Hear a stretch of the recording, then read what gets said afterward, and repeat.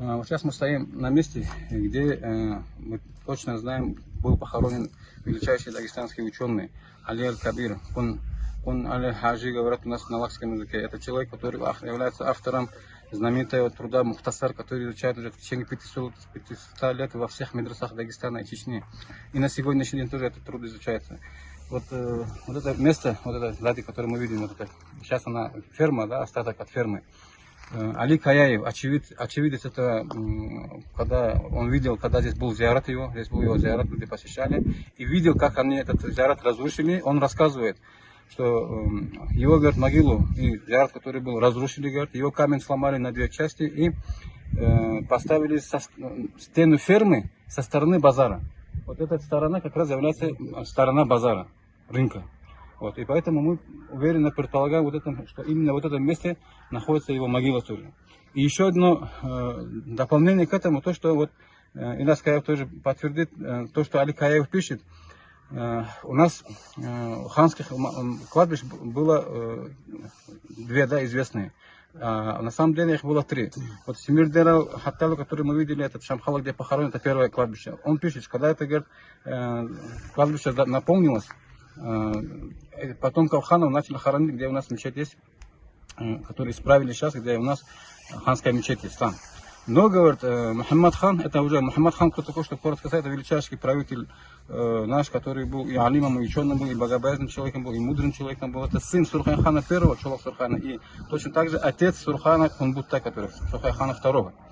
Вот он во сне увидел, что Али Аль-Кабир ему говорит, во сне увидел, он говорит, скоро, говорит, мы встретимся. Вот этот знак для него был. Он через некоторое время он уже тяжело заболел и перед смертью завещал, чтобы его похоронили рядом с Али Аль-Кабиром. То есть Мухаммад хан, сын Сурхан хана, отец Сурхан хана второго, Кунбутты, тоже похоронен здесь. Потом здесь еще похоронен сын Мухаммад хана Шахи Мардан хан. Здесь похоронен еще тоже известный в истории, да, личность, которая уже первый правитель Лаки был, который стал на царскую сторону царской России, это Осман хан.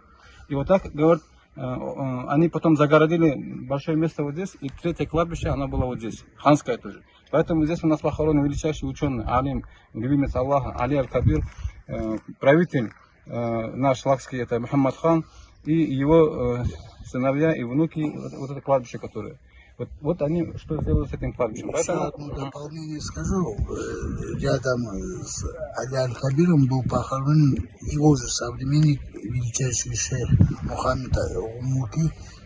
Его работа тоже есть, тоже известный человек. Так что это было знаменитое кладбище. Это надо его как-то восстановить. Вот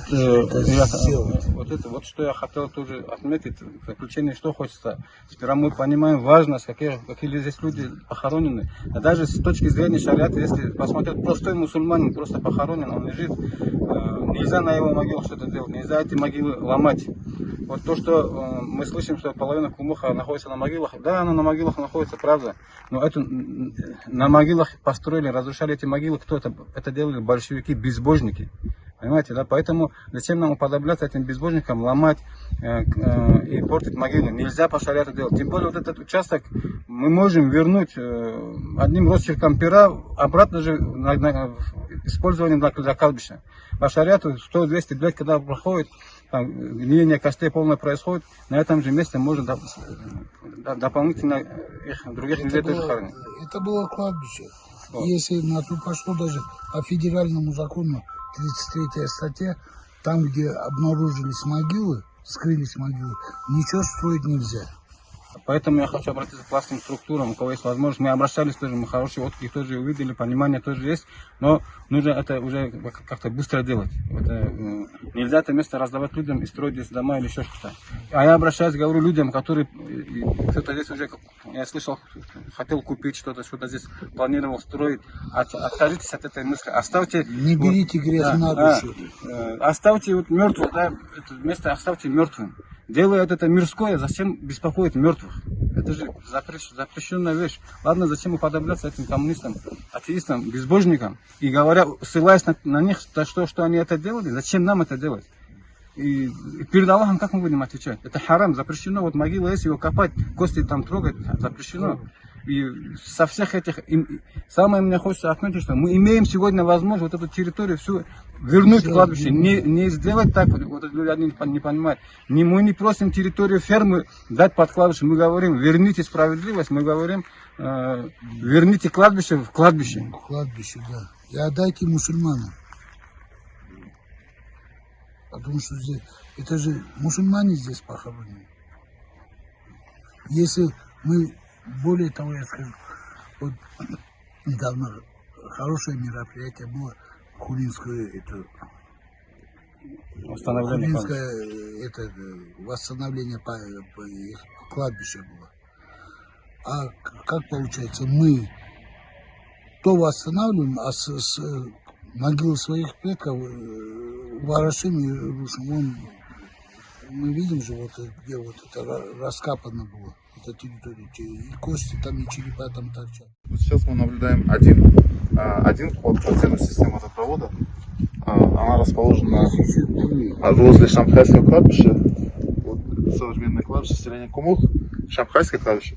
И еще неподалеку от этого входа есть еще один вход. Мы сейчас к нему пройдем.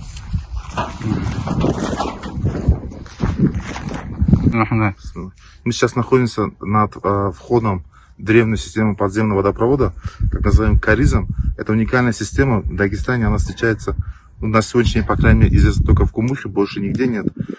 Да, да. В Дербенте, да, я слышал, что есть, но я ее не видел.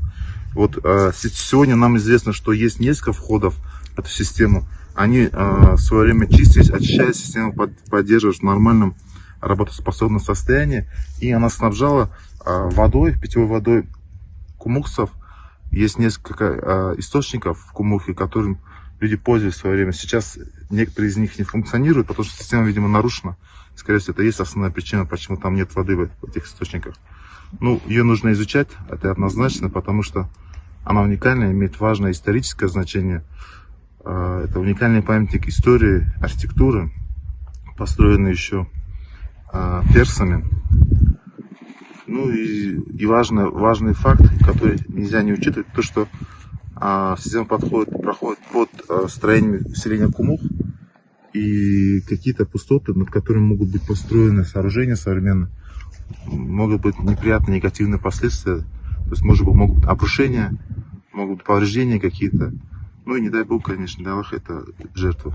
На сегодняшний день, в соответствии с законодательством Российской Федерации, это федеральный закон номер 73, статья 34.1, от границ территории объектов культурного наследия, а если они неизвестны, то если они не установлены, то от внешних стен объекта культурного наследия устанавливается ограничение, так называемая защитная зона, в пределах которой запрещается любое капитальное строительство за исключением проведения строительства линейных объектов, таких как, допустим, водопровод и так далее. То есть вот от этих стен, которые нам сегодня известны, которые мы сегодня можем наблюдать, 100 метров во все стороны строительство запрещено, соответственно, законодательством.